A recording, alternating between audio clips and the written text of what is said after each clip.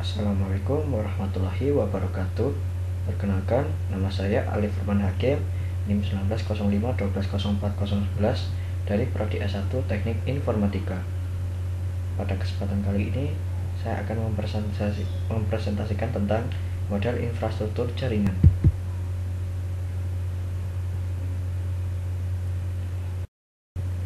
Untuk pengertiannya,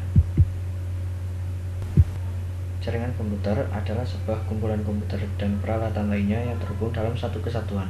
Jaringan komputer himpunan interkoneksi sejumlah komputer autonomus atau otonom atau mandiri. Sistem terdistribusi adalah suatu sistem perangkat lunak yang dibuat di atas sebuah jaringan. Perangkat lunaklah yang menentukan tingkat keterpaduan dan transparansi suatu sistem jaringan. Perbedaan keduanya terletak pada perangkat lunaknya, atau khususnya sistem operasi, bukan pada perangkat kerasnya. Pengguna sistem terdistribusi tidak menyadari terdapat banyaknya proses dalam sistemnya. Jaringan komputer versus jaringan terdistribusi. Seperti inilah bentuknya.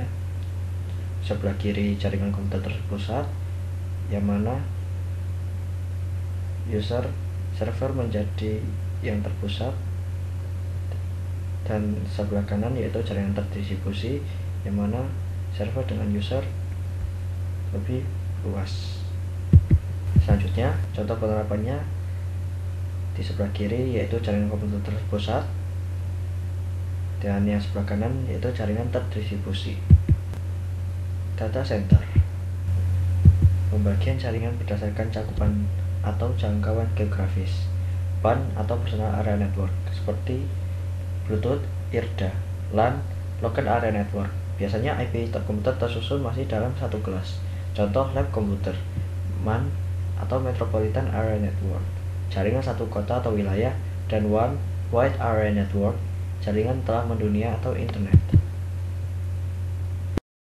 Selanjutnya, gambar model seperti ini, terdiri dari PAN, LAN, MAN, dan WAN. Selanjutnya, pembagian jaringan berdasarkan aksesnya. Intranet yaitu bisa diakses untuk kalangan internal, dan internet bisa diakses oleh publik. Dan seperti ini, di sebelah kiri intranet dan di sebelah kanan yaitu internet. Pembagian jaringan berdasarkan cara membangunnya terdiri dari ad hoc dan infrastruktur. Dan seperti inilah contoh gambarnya, yang sebelah kiri ad hoc dan sebelah kanan infrastruktur. Kemudian topologi jaringan. Topologi jaringan dibagi menjadi 6 topologi, yaitu bus topologi, ring topologi, star topologi, extended star topologi, hierarchical topologi, dan mesh topologi. Namun kali ini saya akan membahas beberapa dari topologi tersebut. Topologi bus, kelebihannya ya instalasi yang dibilang sangat murah karena hanya menggunakan sedikit kabel. Penambahan klien atau workstation baru dapat dilakukan dengan mudah. Topologi yang sangat sederhana dan mudah diaplikasikan. Kekurangannya, jika salah satu kabel pada topologi jaringan bus putus atau bermasalah, hal tersebut dapat mengganggu komputer workstation atau klien yang lain. Proses sending, mengirim, dan receiving menerima data kurang efisien. Biasanya sering terjadi tabrakan data pada topologi ini, dan topologi yang sangat jadul dan sulit dikembangkan. Dan topologi star, kelebihannya apabila salah satu komputer mengalami masalah, jaringan pada topologi ini tetap berjalan dan tidak mempengaruhi komputer lain. Bersifat fleksibel, tingkat keamanan bisa dibilang cukup baik daripada topologi bus. Kemudian deteksi pada masalah cukup mudah jika terjadi kerusakan pada jaringan. Tetapi kekurangannya, jika switch atau hub yang notabene-nya sebagai titik pusat mengalami masalah, maka seluruh komputer yang terhubung pada topologi ini juga mengalami masalah. Cukup membutuhkan banyak kabel, jadi biaya yang dikeluarkan bisa dibilang cukup mahal. Jaringan yang sangat tergantung pada terminal pusat. Selanjutnya, topologi ring. Kelebihannya memiliki performa yang lebih baik daripada topologi bus, mudah diimplementasikan, konfigurasi ulang, dan instalasi perangkat baru bisa dibilang cukup mudah. Biaya instalasi cukup murah.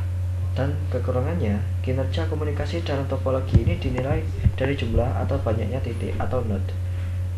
Troubleshooting bisa dibilang cukup rumit. Jika salah satu koneksi terputus, maka koneksi yang lain juga ikut putus. Pada topologi ini biasanya terjadi collision atau tabrakan data. Kemudian topologi mesh, kelebihannya jalur pengiriman data yang digunakan sangat banyak, jadi tak perlu khawatir akan adanya tabrakan data atau collision. Besar bandwidth yang cukup lebar, keamanan pada topologi ini bisa dibilang sangat baik. Tetapi untuk kekurangannya, proses instalasi jaringan pada topologi ini sangat rumit, membutuhkan banyak kabel, dan memakan biaya instalasi yang sangat mahal, dikarenakan membutuhkan banyak kabel. Kemudian pembagian jaringan penggunaan kabel terdiri dari dua, yaitu jaringan berkabel wired network dan jaringan nirkabel atau wireless network. Dan gambarnya seperti ini. Jaringan berdasarkan siarannya atau castingnya terdiri dari tiga, yaitu unicast 1 ke 1, multicast 1 ke grup, dan broadcast 1 ke semua. Dan di bawah ini seperti gambarnya. Kemudian model jaringan saat ini bisa dibilang sangat luas dan jangkauannya lebih banyak, dan seperti inilah gambar yang di sebelah kiri model jaringannya di zaman sekarang, dan sebelah kanan model yang jangkauannya lebih luas. Terima kasih, sekian. Apabila ada kesalahan kata dan lain-lain dari saya, mohon dimaafkan.